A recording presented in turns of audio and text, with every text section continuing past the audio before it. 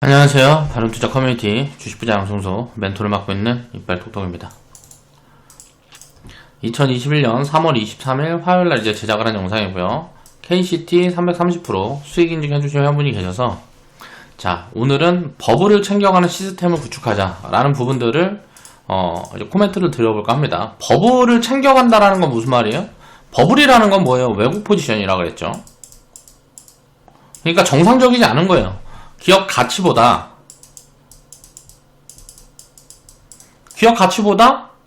높게 거래가 되는 거예요. 비싸게 거래가 되는 겁니다. 자, 그럼 그게 버블이냐 아니냐를 판단하는 기준은 물론 사람마다 다르겠죠. 미래가치를 뭐 10년 후 걸 땡겨보면 아니다. 어떤 사람은 30년 후 걸 땡겨보면 아니다. 자, 5년 후 걸 땡겨보면 아니다. 2년 후 걸 땡겨보면 아니다. 지금 가치로 생각했을 때 미래 좀 안 좋아져도 너무 싸다. 뭐 여러가지 개념이 들어갈 수 있단 말이에요. 그런 부분에 대한 거는 이제 통계치를 통해서 각자만의 이제 알고리즘이 있는 부분들이고, 자, 이 시스템이라는 건 어때요? 굉장히 간결해야 돼요. 그래서 제가 이제 버블을 챙겨가는 시스템 중에 하나로 시스템을 만들어 드린 게 복리계좌라는 시스템이에요. 자, 항상 시스템이라는 거는 되게 간결하게 이해가 쉽게 돼야 됩니다. 자, 제가 이제 시스템을 짜드린 부분들은 뭐예요? 자, 100% 수익 구간이 오면, 자, 2분의 1을 팔아라. 그러면 2분의 1을 팔게 되면 어떻게 돼요? 원금은 회수가 되죠. 나머지 비중은, 이제, 장기적으로 이제 성장할 수 있는 가능성도 있다 그러면 냅둬 버리는 거예요. 그러면 이건 수익으로 보유를 하는 거잖아요. 자, 수익에 또 수익을 만들어주면 어때요? 자, 이게 이제 복리의 개념이죠. 그래서 복리계좌라고 이름을 지은 거란 말이에요. 버블을 챙겨가는 시스템이라는 거는, 자, 원론적으로 가진 자의 영역입니다. 자, 새로 이제 매수권에 있는 것들은 항상 어떤 매수를 굉장히 신중하게 해야 되는 거예요. 자, 미래 가치를 놓고 봤을 때, 미래 가치에 업사이드 포지션이 있는 거. 자, 업황이 괜찮은 거. 또, 자산 가치를 봤을 때, 이건 이제 현재 가치라고 볼 수가 있겠죠. 굉장히 저평가되어 있는 거. 자, 이런 개념이 들어갈 수 있어요. 내가 매수를 할 때는 싸게 사는 포지션을 봐야 되는 거예요. 저렴한 포지션을 보는 거예요. 자, 버블이라는 거는 가진 자의 영역인 거예요. 갖고 있는 사람들이 나눠 팔 건지 다 팔 건지를 고민하는 포지션이라는 거예요. 그러면 보통 사람들은 단기 수익을 추구를 하면 어떻게 될까요? 자, 이슈가 붙어있는 게 단기적으로 변동성이 커지는 거예요. 이슈가 붙어있으면 변동성이 커지죠. 자, 이 변동성이 커져 있을 때 사고팔고를 해서 매매 차익을 만들고 싶어 하죠. 이게 이제 단기 매매예요. 그러면 단기 매매를 하면 왜 손실의 확률이 높을까요? 비싼 구간이니까. 이게 고평가 구간이기 때문에 여기서 매매를 하다가 제대로 대응을 못하고 만약 물려버렸다. 그러면 손실의 가능성이 커지는 거예요. 손실 확률이 높아지는 거라고요. 저렴한 구간에는 왜 저렴할까요? 사람들이 관심이 없으니까 저렴한 거란 말이에요. 사람들이 관심이 없을 때 사서 기다리는 겁니다. 그래서 사람들이 관심이 많이 입혀지면 버블 포지션이 와요. 그럼 그럴 때 나눠 파는 거예요. 주식 투자는 이렇게 간단한 개념을 가지고 투자를 하는 거란 말이에요. 저렴할 때 사서 기다리는 겁니다. 이게 5년 후에 움직이든 3년 후에 움직이든 1년 후에 움직이든 6개월 후에 움직이든 그게 투자예요. 수익이 날 때까지 수익 포지션을 기다리는 거예요. 자, 그런 개념을 항상 생각해놓고 내가 버블을 챙겨가고 싶다 그러면 버블 구간에 진입을 하는 게 아니라는 거예요. 가진 자의 영역이라는 거예요. 가지고 있을 때, 자, 분할 매도를 어떻게 잡아갈 거냐. 자, 분할 매도에 대한 시스템을 짜는 거예요. 이거를 강제적으로 어떤 기준을 잡아두는 거죠. 그래서 회원분들한테 100%, 300%, 600%, 자, 수익 구간 때마다 2분의 1씩 덜어가면, 계속 1이 2가 되는 거고, 자, 2가 3이 되는 거고, 자, 3이 4가 되는 거니까. 자, 그러면 1이 4가 늘어나면, 수익률은 300%가 되는 거잖아요. 자, 이런 개념들을 입혀드리는 거란 말이에요. 그 부분에 대한 이해를 해야 되는 거예요. 이것 말고도 여러 가지 방식이 있겠죠. 좀 더 복잡하게, 알고리즘을 세분화해서 만들어갈 수도 있는 거고, 기업 가치를 이제 대입을 해서 구간을 뭐 100%, 300%, 400%가 아니고 기업 가치에 맞춰서 이제 대응을 하는 방법도 있을 거고 여러 가지들이 있단 말이에요. 그런 것들 항상 생각을 하면서 버블을 챙겨가는 포지션은 가지고 있을 때 가진 자의 영역이다라는 걸 이해를 하고 접근을 해야 된다는 거예요. 단기 매매를 하지 말라는 거는 버블 포지션에 진입을 하지 말라는 거예요. 단기적으로 수익이 나올 수 있는 그런 포지션들은 수익의 폭을 키우려고 그러면 버블 포지션에 사람들이 광기를 일으킬 때 들어가야 단기 변동성이 크니까 변동성이 확대된단 말이에요. 근데 변동성이 작을 때부터 보유하고 있다가 변동성이 커질 때 나눠 팔아가는 거예요. 그게 합리적인 투자라고 생각을 합니다. 자, 그런 부분들을 생각을 해봐야 되고요. 최근에 보면 KCT라는 기업이 뭔가 이슈가 붙은 거 보니까 디지털 화폐가 뭐 중국에서 디지털 화폐 뭐 이걸 하는데 그거에서 뭐 수혜다. 저는 이게 무슨 말인지 모르겠습니다. 이런 이슈가 왔을 때 이게 진짜 수혜일 수도 있겠죠. 근데 나는 그걸 잘 이해를 못하겠어. 중국에서 디지털 화폐를 만드는데 KCT라는 기업이 돈을 왜 더 벌어? 그런 걸 모르겠단 말이에요. 그러면 이슈에 파는 거예요. 이슈가 붙었을 때는 어때요? 비싸게 거래되는 거니까. 그리고 비쌀 때 나눠 팔게 되면 합리적인 포지션이 된다라는 거죠. 자, 신나는 바투님 이제 수익 인증을 해줬어요. 수익 인증 감사합니다. 수익 축하드리고요. 자, 복리계좌에서 KCT 330%에 절반 매도하고 나머지 수량은 보유합니다. 감사합니다. 멘토님 화이팅! 이라고 코멘트를 달아주셨어요. 자, 보겠습니다. 접근은 이제 키오스크 테마로 접근을 했습니다. 지금 주가 위치는 설명이 안 돼요. 자, 지금 시총이, 자, 9,010원 구간대에 보면 시총이 이제 1,500억 정도 됩니다. 이제 제가 추천을 드리고 했었던 구간이, 뭐, 한 2,000 몇백 원대 뭐 여기니까, 대충, 한 300억, 400억대란 말이에요. 뭐, 300억, 400억대나 될 거예요. 200억에서 400억 사이쯤, 200억에서 시총이 200억에서 400억 사이쯤. 자, 기업이 돈을 버는 걸 보면 대충 한 20억씩 벌어요. 그럼 한 5% 마진 정도 되니까 이건 이제 성장률을 높게 봐주면 200억에서 400억 정도는 합리적인 포지션이다 보고 업사이드를 나올 가능성들이 높아 보인다. 그러면서 테마 관점으로 이제 코멘트를 드렸던 기업이란 말이에요. 근데 보면 어때요? 배당도 2%, 3%, 6% 막 이렇게 배당을 주죠. 제가 추천했던 시점은 2018년도 시점이에요. 자, 2018년도에 어때요? 자, 2018년도에 담아놨으면 자, 그날 배당만 6%가 들어왔습니다. 그리고 나서 2019년도에는 주가가 많이 빠졌어요. 2019년, 20년도. 이때 뭐 리스크가 있을 때. 그렇지만 어때요? 밸류 부담은 없는 구간이란 말이에요. 기업이 뭐 부채가 많은 기업도 아니고. 그러니까 뭐 자본 규모도 괜찮고. 여기서 업사이드 폭만 잡히면 주가를 많이 튈 수 있다는 계산이 있는 거죠.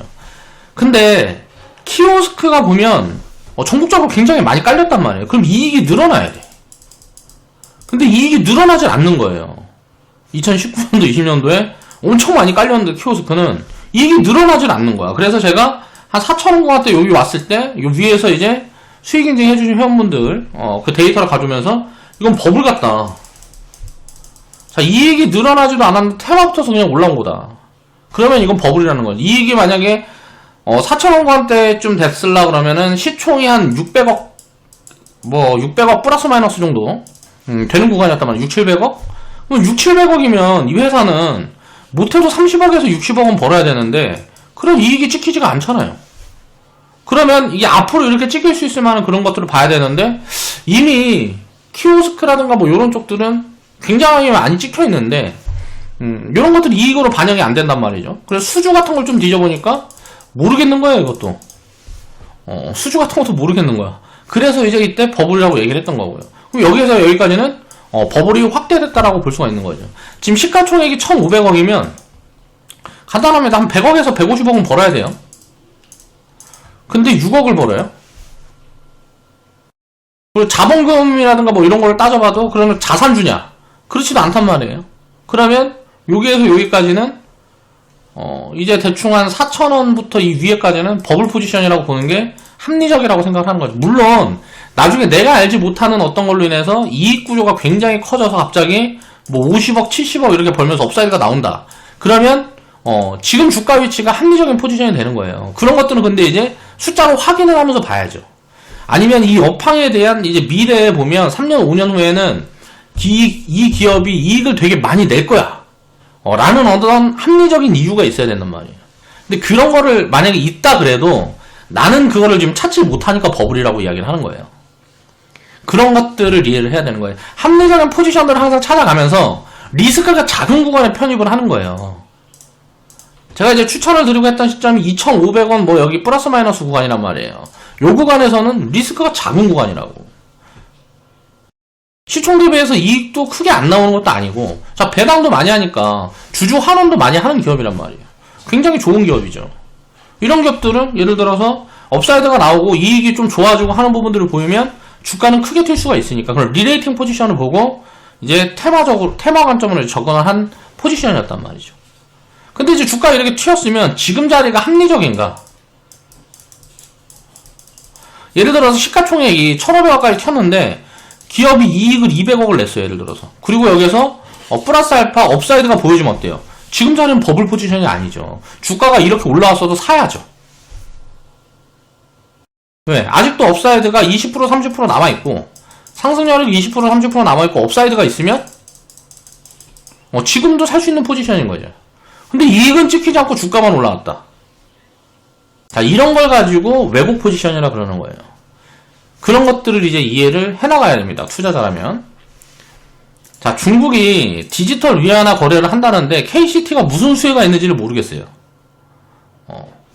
자, 금융단말, 이 기업은, KCT라는 기업은 금융단말기, 그리고 특수단말기, 뭐 이런 것들을 이제 제조를 해가지고, 판매하는 걸 주요 사업으로 영위하고 있는 기업이에요.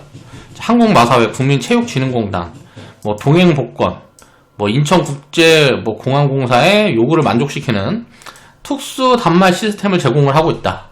그러니까 뭐 어떤 이런 부분에서 이제 기술력이 있는 기업이라고 보면 되겠죠.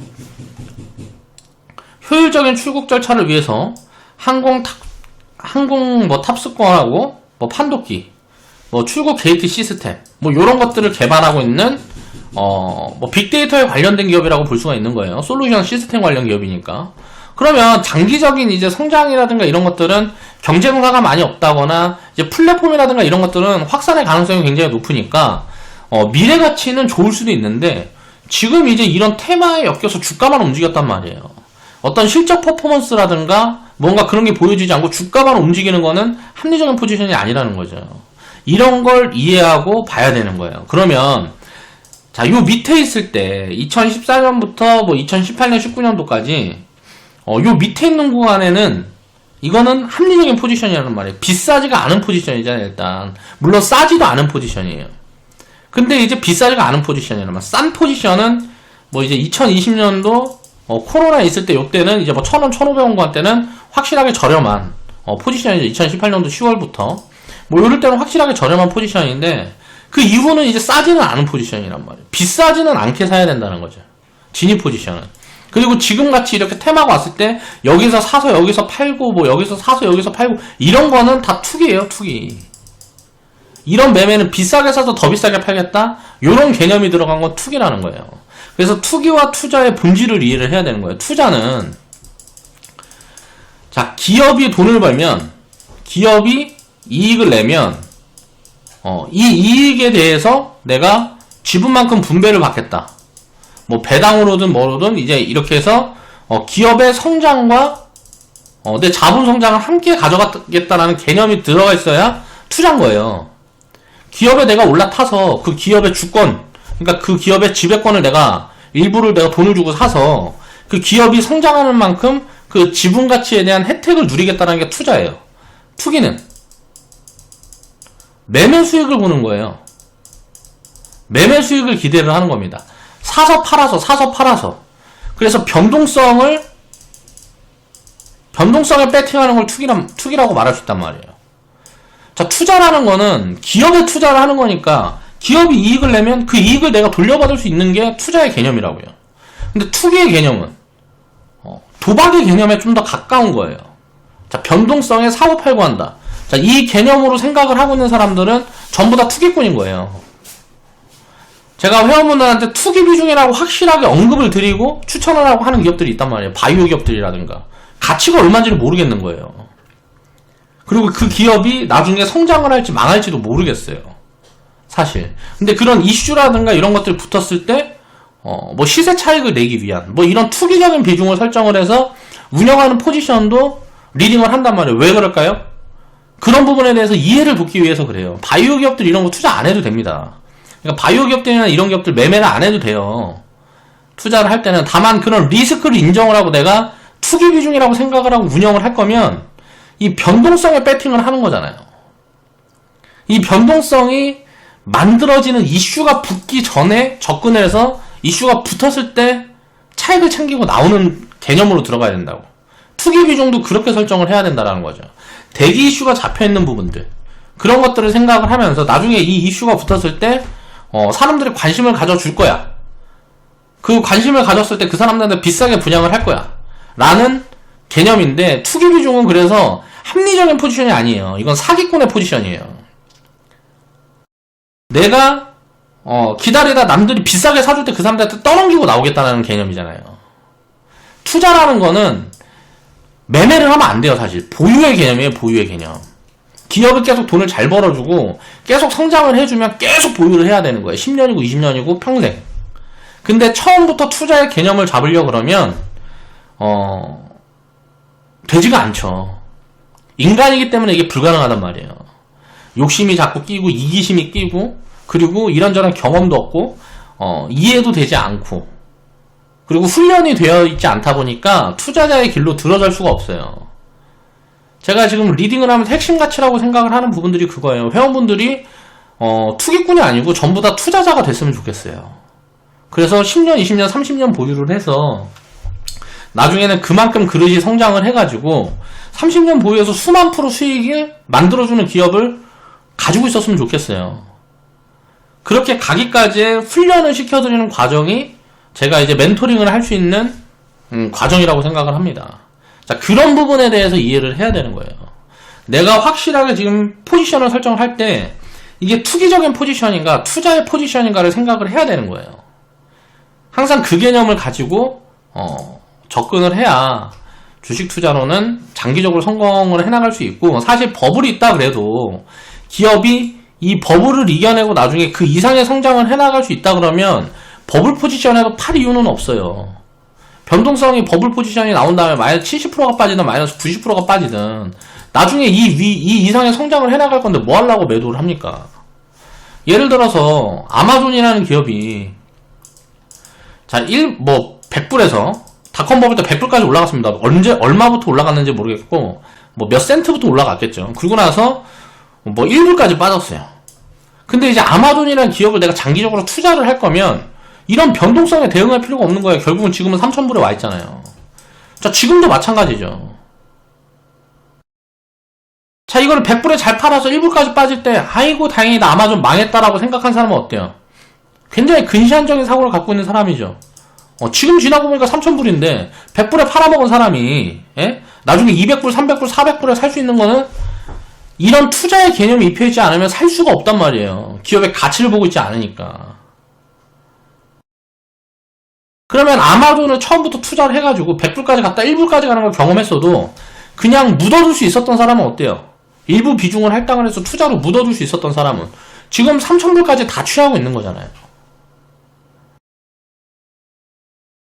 내가 가진 포트폴리오에서 뭐 1000분의 1, 100분의 1만 요런 포지션이 딱 만들어져도 부자 된단 말이에요. 수만 프로, 수만 프로, 수십만 프로, 수백만 프로가 가능한 게 주식 투자예요. 마이너스 100%를 두려워할 필요가 없단 말이에요. 근데 항상 변동성에 대응을 하고 투기적인 관점으로 접근하니까 마이너스 100%가 두려운 거예요. 수익은 수백 프로, 수천 프로, 수만 프로 내는데 마이너스 100%가 뭐가 무섭냐고.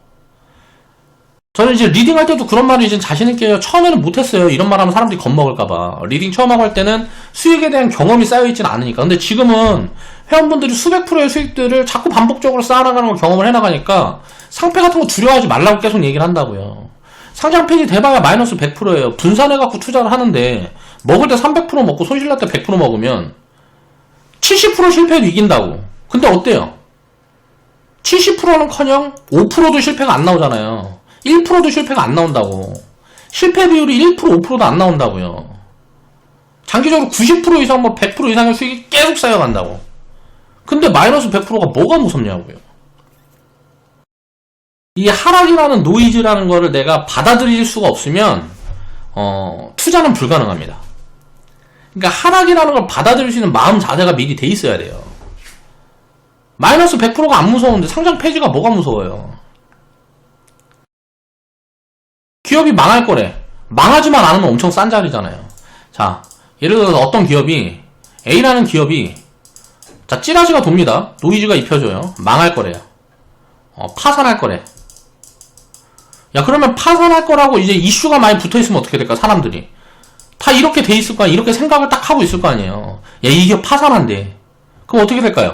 파산만 안 하면 가장 싼다고요, 이때가. 가장 쌀 때.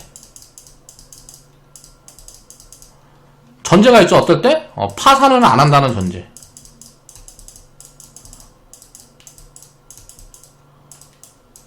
자, 이 기업이 파산을 안 할 거라고 생각을 하면, 요런 이슈가 붙었을 때 사면 땡춘 거예요.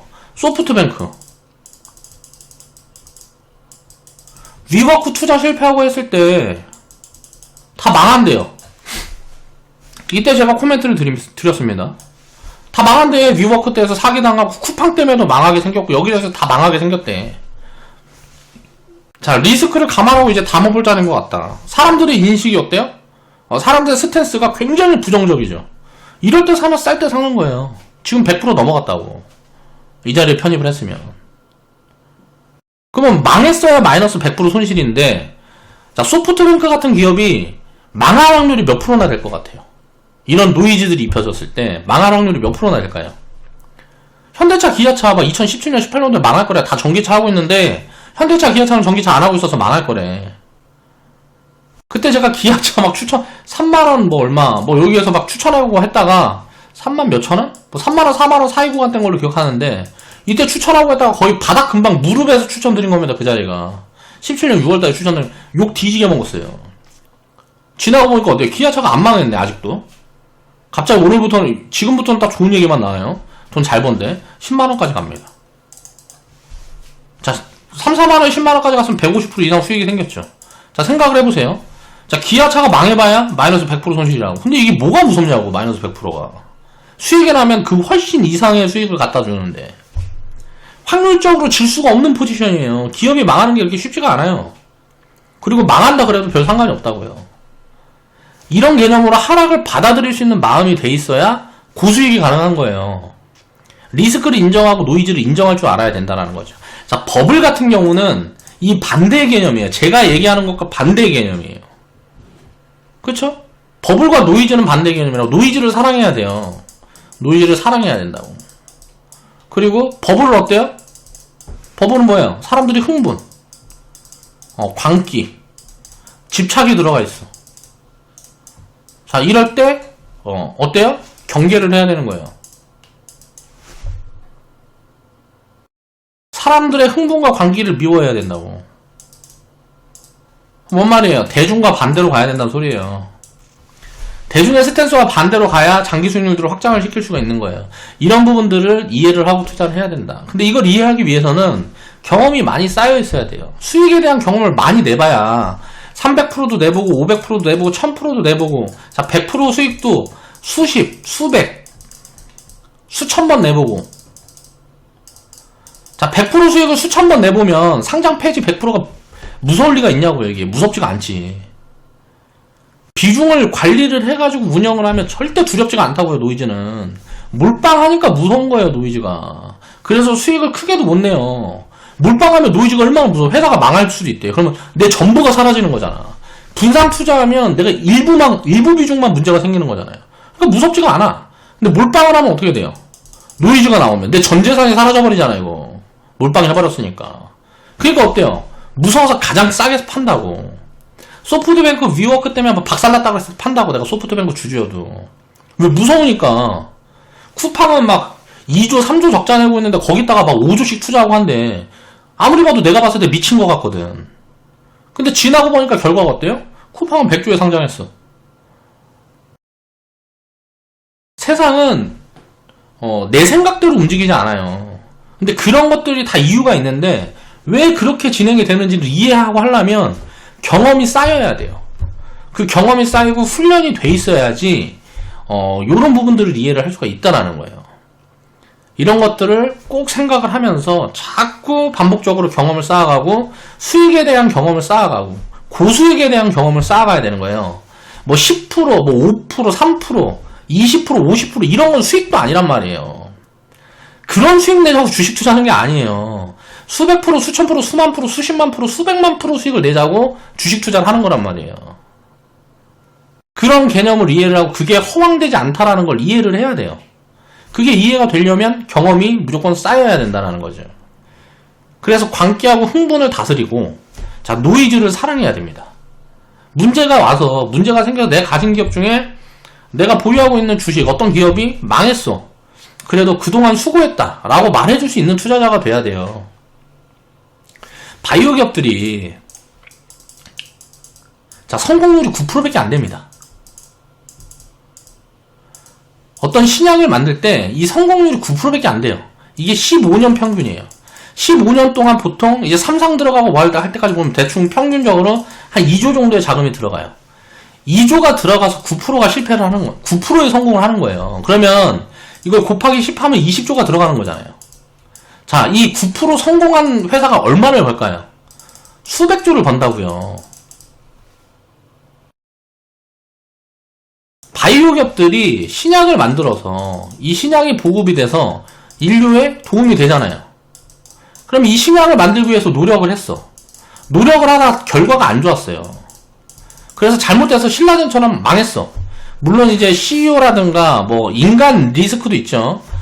인간이 뭐 이제 모럴 해저드를 부린다라든가 뭔가 해가지고 그런 부분에서 있는 거는 이제 비난을 들어야 되지만 자 열심히 노력을 해서 신약 개발을 하려고 그랬는데 제대로 안 됐어 결과가. 그래서 회사가 망했어요. 그럼 이걸 욕할 수 있어요? 나는 개뿔 이런 거 하나도 안 하면서 난 이런 노력을 사회를 위해서 세상을 위해서 해본 적이 없잖아. 그래놓고 왜 나는 난 투기꾼 새끼인데 이런 거 들어가서 망했다고 왜 욕을 하냐고.